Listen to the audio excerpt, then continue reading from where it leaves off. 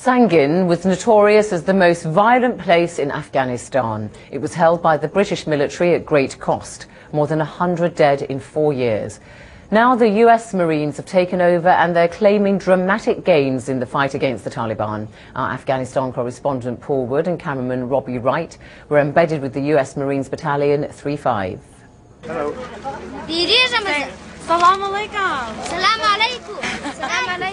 This was the most dangerous place in Afghanistan. But 4 months after the US Marines arrived, the town of Sangin looks peaceful. It's too soon to tell if this will last, but the Marines did it, they say, with a change in tactics. The many small patrol bases established by the British were closed, freeing forces to pursue the Taliban. I felt that throughout the battle space there was a change that was needed, and that change was to free up forces to maneuver against the enemy. I wanted to regain the momentum of the attack, and I wanted to be the one that dictated the activities that were going to take place. And I wanted to put the pressure on him. So the Marines keep pushing. Sangin town may be relatively secure. The surrounding district is not. Hey, gun one's up. Just beyond this patrol base is territory the Taliban call their own. The mortars are firing in support of a squad which has come under attack outside the wire. Well done on one! The Marines spend hours on foot patrol every day, hoping to run into the enemy.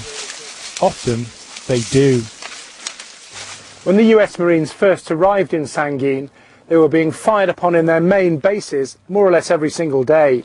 But they've now expanded a bubble of security, as they call it, and the fighting is mainly skirmishing out here in the countryside. 3-1, ma'am. Entry line 700 meters out. Target down. Enemy KIA. Good shooting, bro. The man they've killed was not a Taliban gunman, but a spotter. How did they know he wasn't a civilian?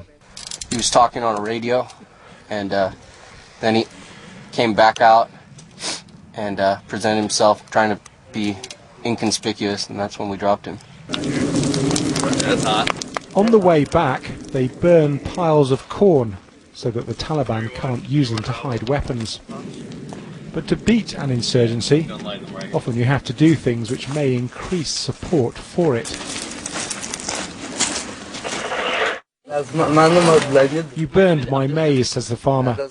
Now I have nothing left to feed my cows. I'll sign him a claim, and he'll be able to take it to the district center. What kind of problem does he have? We need water so I can grow my crop of opium, he replied. Victory depends on winning over the population, but the Marines often meet locals who complain that relatives have been killed by the international forces. We don't want your help, they tell the Marines, who've just offered compensation. We don't want your money. You shouldn't kill us, you shouldn't destroy our property.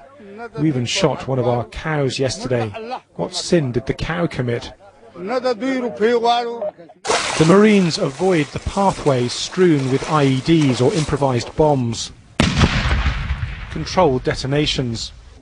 This Marines battalion has had some 26 killed in 4 months, a quarter of the more than 100 British deaths here over 4 years. The reason that the Marines have pushed out from Sangin so fast when people didn't think they could is because they're being very aggressive, and because the high command is letting them be aggressive. I don't think the Brits were doing something wrong.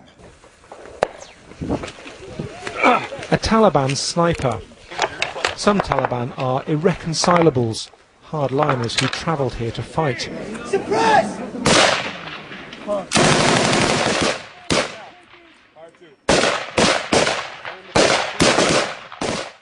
Most are locals. The Marines are hoping to demonstrate to them that NATO will be the eventual winner here. Smoke!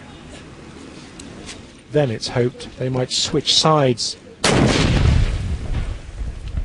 And it will be time to hand Sangin over to the Afghan forces. Paul Wood, BBC News, with the US Marines in Sangin.